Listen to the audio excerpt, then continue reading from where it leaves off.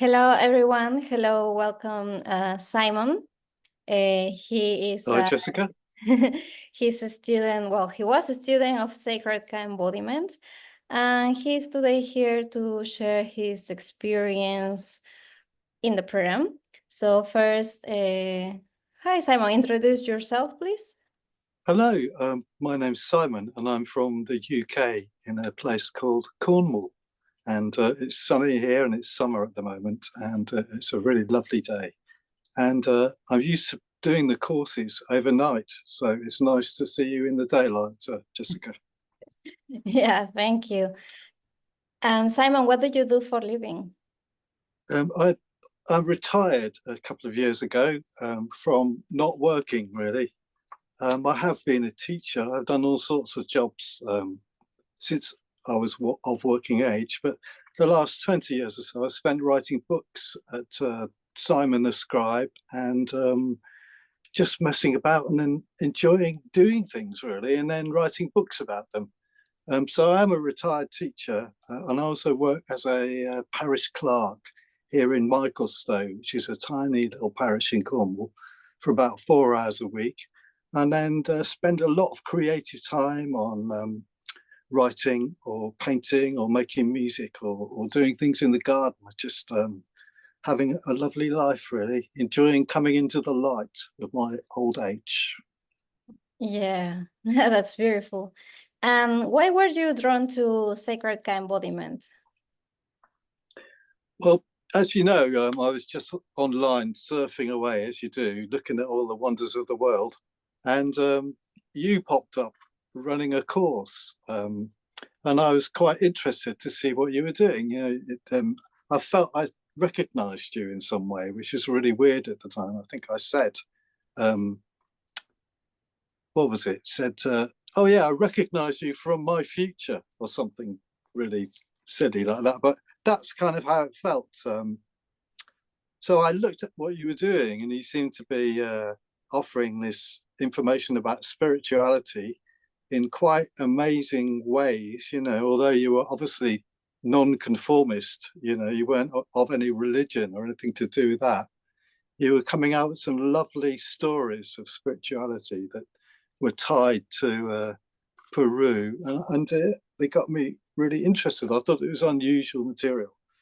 Myself, I was in need of a bit of healing at the time. I'd been through an unfortunate family event, which is, since I believe, is like a karmic event, really, and needed help with the things that you mentioned. I got them here. Activate dormant abilities, expand psychic channel, and have activations, become a fearless leader. Yeah, in the context of self-healing. So that course that you described to me was exactly what I felt I needed to, firstly, have a context for my healing as a person, and secondly, to reactivate all these things that I felt I'd lost. I mean, I did have times when I was a child, I was very psychic, and I knew things I didn't have a right to know, and things just came to me like that. But over the course of adulthood, really, it kind of gone, and I wanted to reactivate that because it's a very interesting part of me that opens me to music as well, which I enjoy playing. So there are all sorts of reasons. And you felt that you intuitively, you felt like the course was calling you and you decided to follow that call, let's say? Yeah, it was definitely intuitive. There wasn't much rationality behind it. In fact, I've signed up for the course before I noticed it was on in 2 o'clock in the morning where I live. And that led to it being quite an exciting thing to get up into the middle of the night almost and do this course. It's like there used to be the Open University in the UK, where they'd put all the educational programs on overnight. It was sort of like that, really, and also a bit of a midnight feast, which was good fun. Yeah, it was very unusual. Yeah, great thing to do. I enjoyed it in the end. Yes. And how are you incorporating those tools that you learn in Sacred Embodiment, or the gifts that you activated right now in your life, in your work? Yeah, well, I'd had some healing. I'd actually gone to a lady, Juliet, who'd helped me, but she was charging by the hour. And she took me on some very useful visualizations, which I think protected me from, being thrown under the bus by my family, really. So I felt really well protected. But during those visualizations, I sort of found flutes, North American Indian flutes, and I've been buying them and making them ever since. They're just something in that. There was a link that my granddad was a church organist, an organ player, and my father was an organist and a very good musician indeed. And there was something musical in me wanting to get out. Anyway, I started making flutes. And I'll just show you one. This one here, which I made out of a piece of wood in a tree. It blows a note here. Now that note there, I looked at it on the recorder, and it was exactly 528 hertz, which is on the solfeggio scale. It's like a really magical number, and I realised that I'd been given this, and this is where it links up, because I'm feeling now I look at the things that I've been given so much more. And since then, I've made another sort of flute here, which is all of the solfeggio notes. That's 528, 621, 714, and so on. So nobody's ever made that before. And I think what I'm trying to say is that I value what I've got already so much more, and look at it so much more, and enjoy it so much more. And I think that's one of the prime gifts that I realize that the real enjoyment of time is in the now, is in what you're doing at the moment, and enjoy being in that moment is the key to everything. So I've been following my joy a lot more and doing all sorts of things that are fun and make me laugh, and play music especially. Yeah, and also it's really important because, like I always say to people, like they don't have to be an energy healers, no? Like you are a musician, you are an artist, and you incorporated those psychic gifts, those abilities, those channelings for your life, no, for your music. And that's a really beautiful combination, no, with arts and intuitive gifts, soul gifts. No, so if this is part of your call, like everyone who's watching, like that's why I invite you, to embrace those gifts with what you love doing too, no? So that's really beautiful. And my next question is actually, how do you feel the connection right now with your spiritual team now in comparison with before the course? No, how is your intuition? How are your channeling gifts, spiritual gifts? Well, as I said a bit earlier, I think when I was young, I was very receptive to things like that. I'd know that some people were coming over to visit, and I'd say to my parents, so and so are coming to visit now, and they say, no, they're not, but they did. They now turned up. Or someone would say to me, you'll never guess where we had dinner last night, and I'd say, the top of the post office tower. Just it would come to me, and they say, how did you know that? Just I'd pick things out of the air. And I'd lost that in the years, and now I value it a lot more. I'm feeling it's about noticing things. It's about noticing the clues you're being given and seeing what's going on in the moment. So I think I'm picking up on that, on things like synchronicity is something happening, like an event that gets you thinking about something that leads to something else. And that is all more joined up, I feel, now as well. It makes more sense to me. I think it takes me very little time now to respond to what's incoming, what I can see. Yeah, and you're visualizing also like your spiritual team, no? Like they are more present, like, right? Like, yeah. Well, the whole thing that started, I mean, before I came on your course, I was doing these visualization exercises that were about attuning your higher self all the time. It's talking what choice would your higher self make given this situation.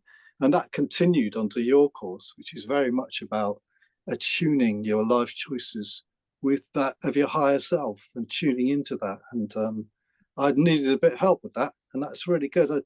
I wanted revenge when I started your course, and I realise now that it's just ridiculous, and my choice, which was of no response whatsoever to my family, was the right choice. And they're in the wrong, I'm afraid. They're evil, and I'm not, which is good. Yeah. And the light language frequencies that you receive also help you to activate again those memories, those gifts, and a strong connection to the spirit realm too. Yeah, I'd never seen light language before you, right? And I've seen lots now, and it's been very interesting. I think you're one of the first people who actually was creating light language online at all. And I think I might have used to be able to do it. That's something I remember myself talking in that way, but I don't seem to have the fluidity yet to bring that back. I think it happens for me, it happens with music, really. I think I might have made my throat chakra into a more musical thing, and it comes out through flutes and different ways now. Yeah, we all have different soul gifts, no? And yeah. And it's a bit of a miracle, the light language, really. It is like music with lights. It's strange. Yeah, you're already doing it. And what are the fears that you overcame thanks to this program? And I remember also, like, maybe you can tell a bit of the experience of talking in front of people, no? How was that? And everything that you went through in this program. That was a good one. You were setting us a task, and I was wanting it to be, I'll do something amazing online, which had nothing to do with being in front of people or nothing. And Jessica says, oh yeah, you've got to do a concert in front of a load of people with your flutes. I thought that was quite challenging, really. And I mean, thank heavens, it was wonderful actually how it worked out. It's really fun. I'm just about to do another one in front of the whole parish, in fact, on a picnic day that we plan next month. So I'm providing the music for that, which is amazing. So validation, trust, and judgment were three things that I had trouble with in the fears. And I think now there was no point in me ever seeking validation from my family on anything. Yeah, and I'm perfectly all right with that. It's just very hopeful and innocent of me to think that they might be able to connect on that level when they haven't even met themselves, really. I was very shocked by my family, I must admit, and it put me into shock and needed healing, right? So this course was really helped me overcome this need to be validated. Also trust issues, because they robbed me a bit, I had trust issues as well, and I've helped overcome that.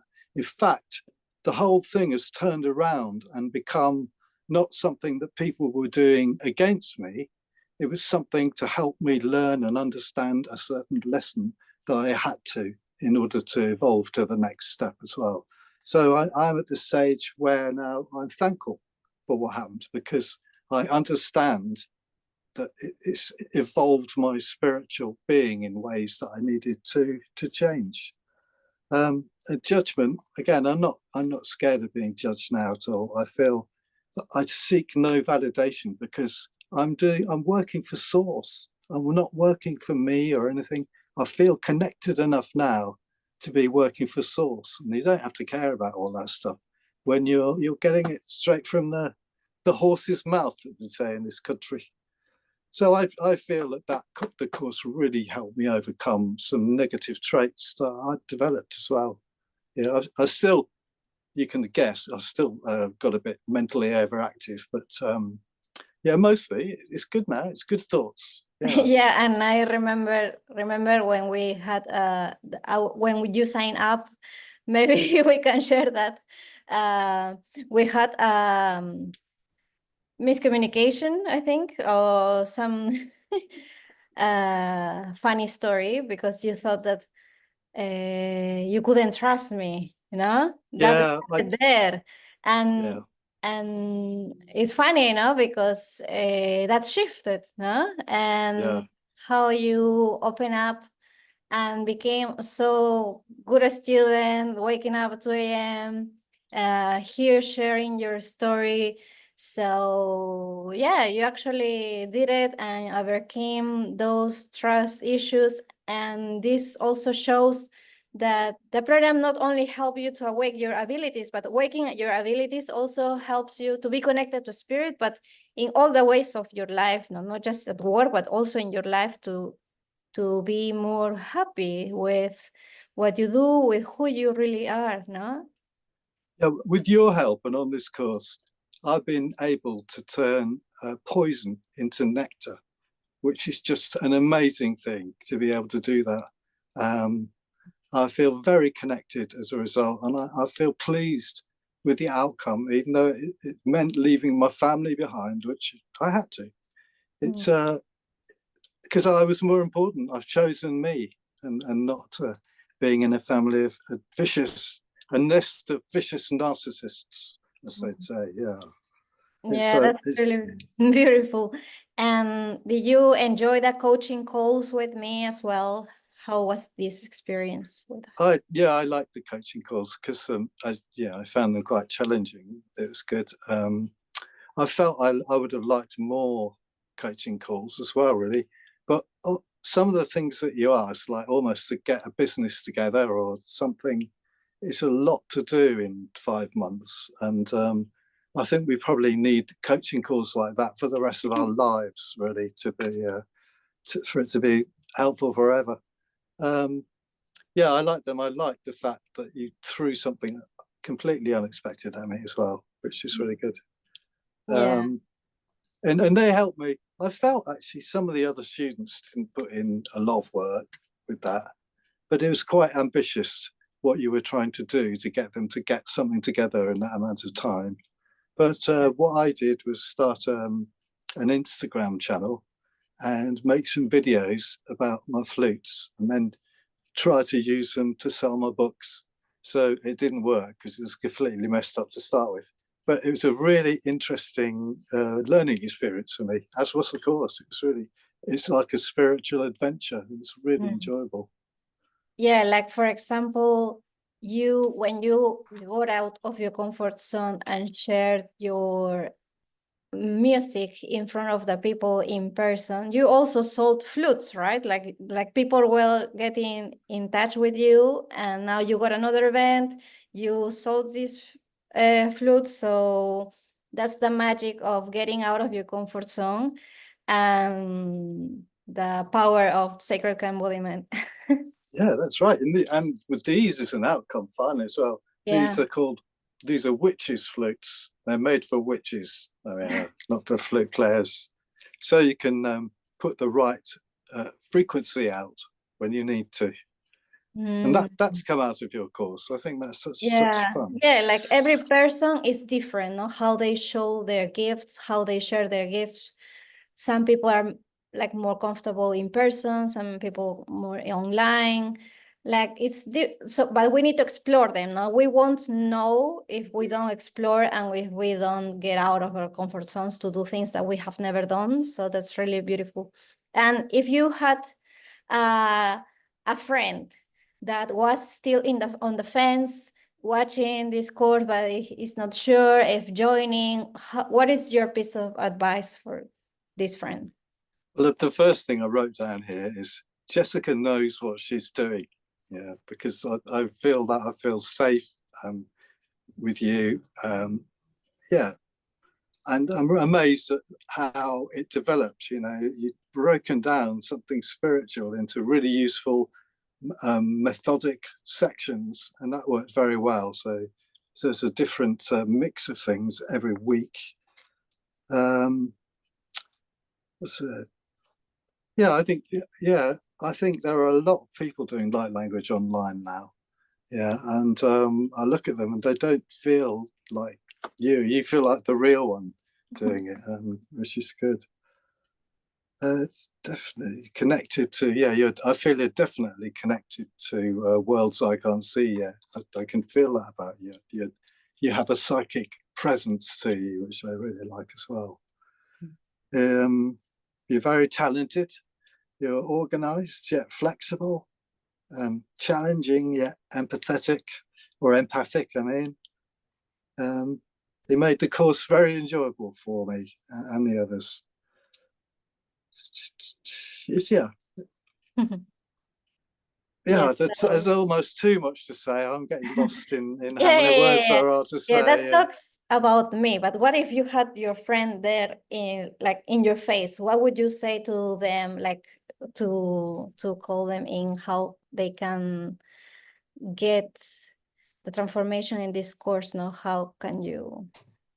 Well, I have to say it was very helpful to me. It helped me get over a trauma. It helped me develop things in my mind and become a better and more linked spiritual person. So I could only say that to them, really. I mean, what else do you want me to say? And by the way, I've got their hand twisted up the back of their back now, saying, "Come on, you've got to join the course now. It's really good. Join the course. I can just recommend it fully." Yeah. What else can I say? What else can I say? Yeah, yes. And yeah, how can people find you? Online, looking for Simon the Scribe, basically, just the word.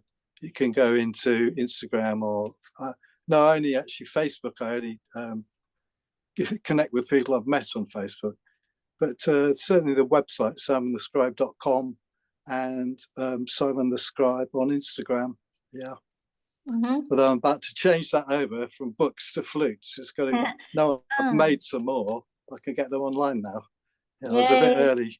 Yeah. Yeah, that's really beautiful. Thank you, Simon, for being part of the course. Thank you for sharing your experience today as well, and with everyone too.